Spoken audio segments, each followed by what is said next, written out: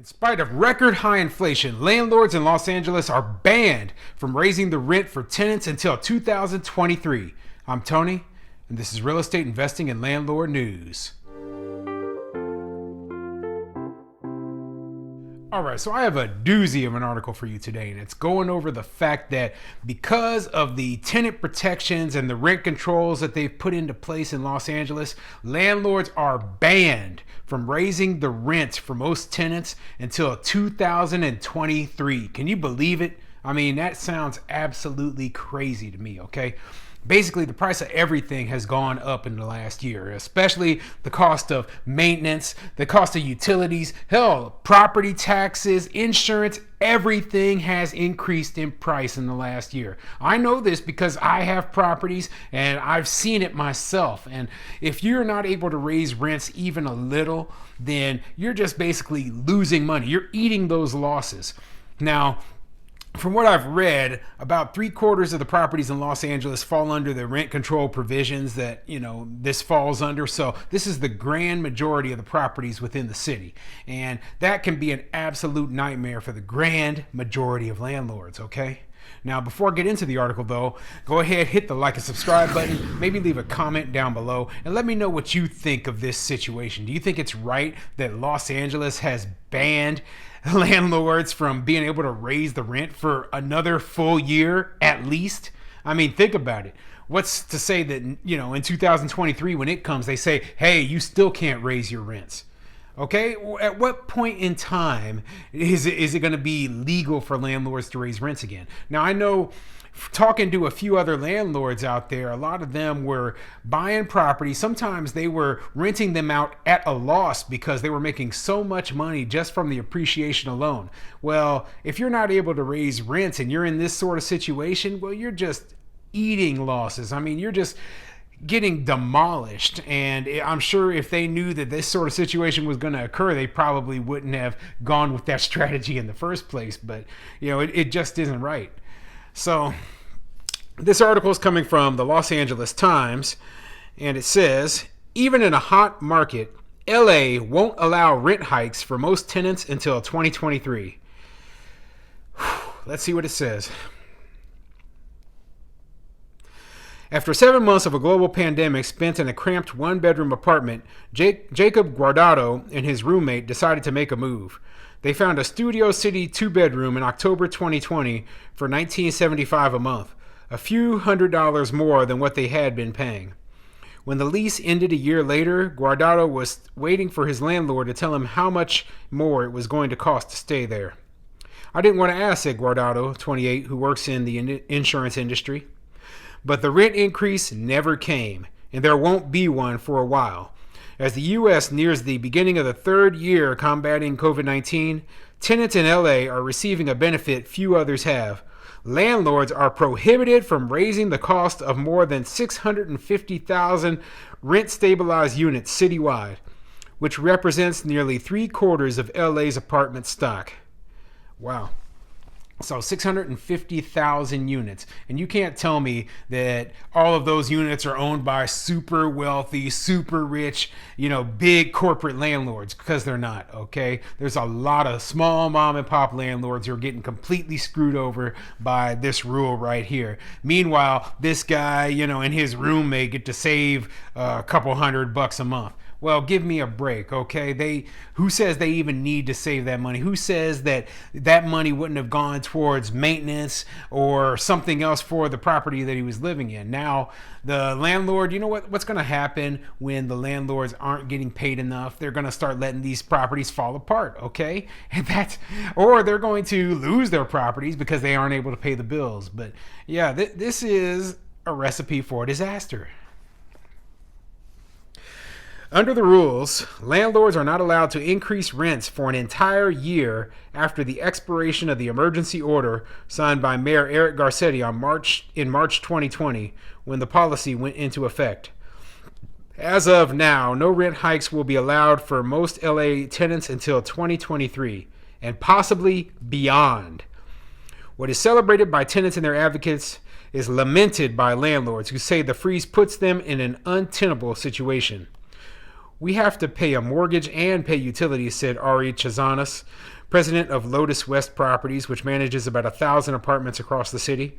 I think there's a lot of fatigue from people like me because it's been going on for so long.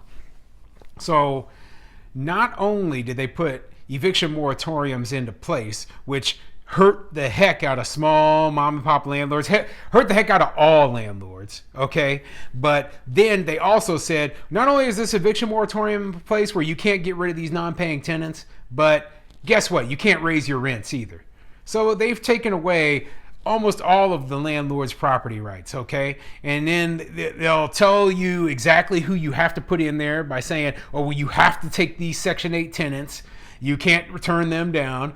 You know, they tell you who you can and who you can't evict and for what reasons with the good cause eviction, saying, okay, well, that isn't a good enough cause to allow you to be able to evict this tenant from your apartment, the fact that they aren't paying their rent. So they have to stay in there. You know, I mean, basically, you've lost all your property rights when you're investing in California and in particular in Los Angeles. Okay, so this is awful.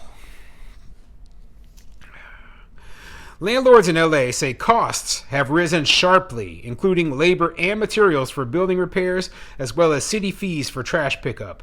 At the beginning of the pandemic, many local governments added protections against rent increases, but across the country, those measures are going away. Garcetti said LA's rule should continue, especially with the recent surge in coronavirus cases. Well, here's my gripe with that, okay?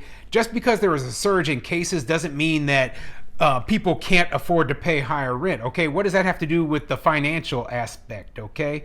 If a person is suffering financially, or, you know, then simply put, they might not be able to afford to pay their rent, but you're giving this protection to all tenants.